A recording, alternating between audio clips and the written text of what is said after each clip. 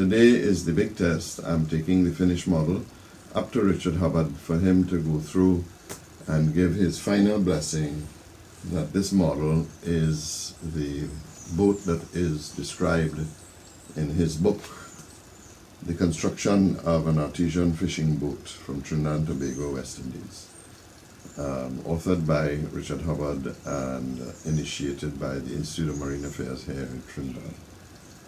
Since the last video, we made some changes. I had stopped the floorboards one rib back from the end, and when I sent it to Richard, he objected to it and said that his memory is that they came all the way back to the stern. So we remade it, and this is what it looks like. I just returned from Richard Hubbard's workshop and was pretty happy with how the meeting went. He took a good long hard look at the model and had a few recommendations to make. The first one relates to the back seat. There is a shot at the back and you don't seem to see a seat here. But anyway, we've put it in. Putting that back seat in meant that I had to cut the king plank at the back to be able to get the floorboards out. The other major change that he had was, he says there was another bulkhead under the front seat, and I can put that in without any major problem. And there was a shelf in the bow which he claims was the only dry place on the boat. We had a long discussion. He felt the space between seat 2 and 3 was a bit wider, but that's certainly not reflected in the photographs in the book. If I had to do it again, following his advice, I'd probably put it back one rib. That's not possible to change now. It would destroy too much of the boat, and it would be difficult for me to get it back. And he's not 100% sure of exactly where it is. So unless I actually get to see new photographs of the boat or I actually get to see the boat, I'm going to leave it here. Because there was only one rowing position, I was surprised to find out that there were actually three oars carried on the boat. One oar is used for when the net is deployed. What's that? To push it out of the Yeah, that's to keep the fish contained in the net. So it's just pushed down into the water and So it's 3 oars. As you can tell, the voice recording wasn't very good, so I'm afraid I have not included very much of the conversation Richard and I had on the day. Another piece of information that's not in the book is that there were 3 holes, one at the bow and one on either side of the stern, because there were no cleats in the boat. And he said what they had was loops of rope tied in between each of the holes, and for the anchor, for instance, the rope would go through the loop around perhaps one of these wooden ribs that stick out, which actually form some sort of a cleat, and then would actually be tied onto the seat. And in the back, it would come through the loop and probably tied in the center of the seat. There were also 4 boards that were placed on the seats, on which the seine was placed, and that kept the seine from falling down into the bilge and on the inside of the boat. Which I didn't think those things were important to the model.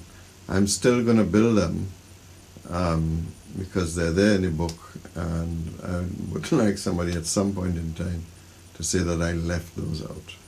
So when we pull this back to here, this will just really go in the middle space. Yeah, and you could leave it out.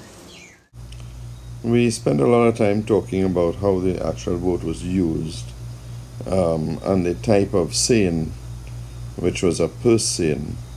So it was actually many times deployed in deep water, and not necessarily right up on a beach, although he did say that from time to time it could be used exactly like that.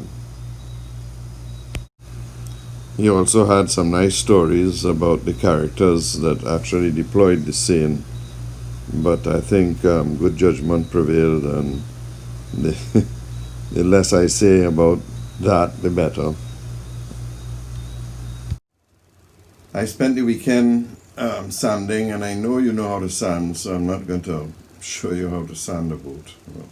We're now going to apply the termite fluid, and then once that is dry, we're going to put some sanding sealer on it, which will seal the termite fluid in, sand that down, apply one more coat of termite fluid just in case we've sanded off the sanding sealer, put another coat of sanding sealer, sand that, and then we'll start to paint and finish the boat. Of course, when you're dealing with chemicals, always good to put your gloves on and make sure that the chemical goes where we want it and not where we don't want it.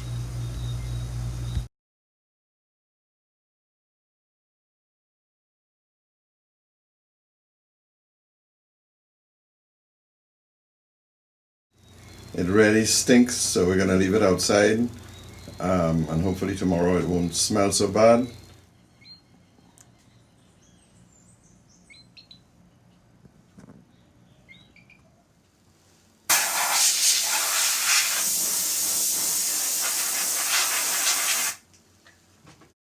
I really should have broken up the sanding sealer into a series of different time frames.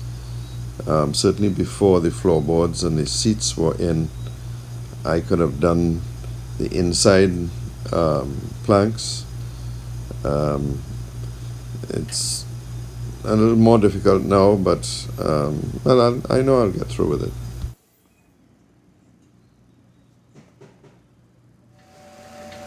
I think I've got all of the surfaces cleaned now and sanded.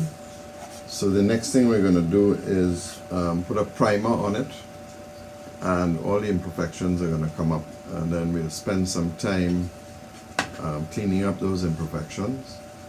And since this, you're not going to see the wooden finish, we're going to be using some glazing putty to clean that up. I know some of you purists might think that's a sacrilege, but it really makes for a beautiful model, and I have no qualms in using it.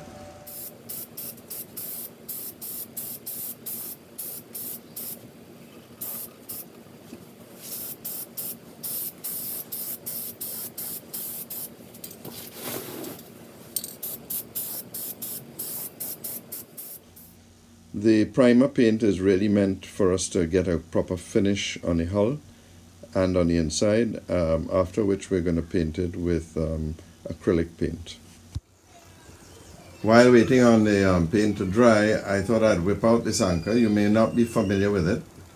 It's typical of what the fishermen use here. It's a 3-inch pipe, normally galvanized, but the truth is it could be steel. And they take half-inch rebar, bend it in half, and push it through the pipe and bend the prongs down, and sometimes they'll weld the end. And the great thing about this is if it sticks in the rocks when you're pulling it, these will bend back and you'll be able to get the anchor out every time, and then you just bend it back down. And the other thing that I did is I made up the bamboo outriggers. I had them drying for a while. So again, these will sit in the boat. They may not actually be mounted on the boat.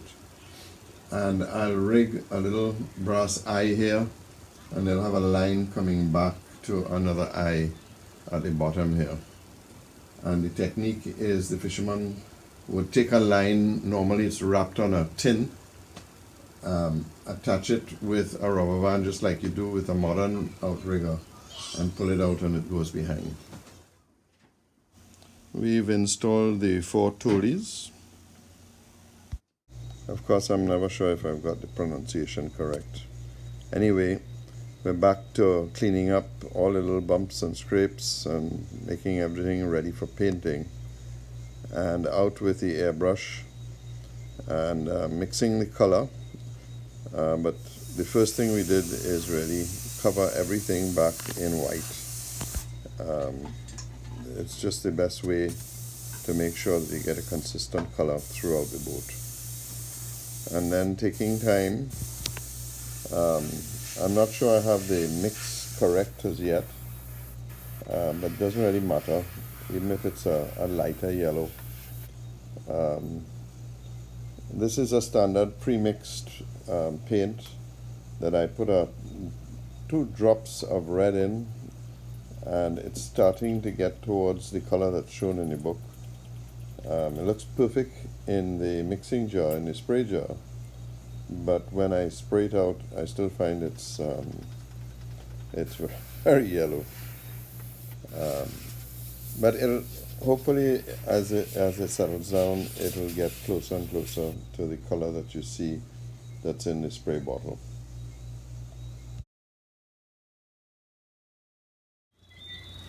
Just doing some quick editing and realize I've reached the magic 10-minute mark, so I'm going to bring this to an end.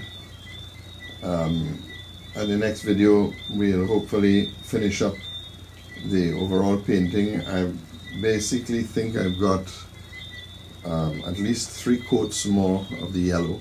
Then we'll mix the anti-fouling paint for the bottom, and it's the same color that's put on the gunnel, so obviously we're going to be using the same paint. I'm not sure whether I'm going to paint that by brush or by spray. Obviously I prefer to use the airbrush. So we'll see you in the next video. Hope you found it useful.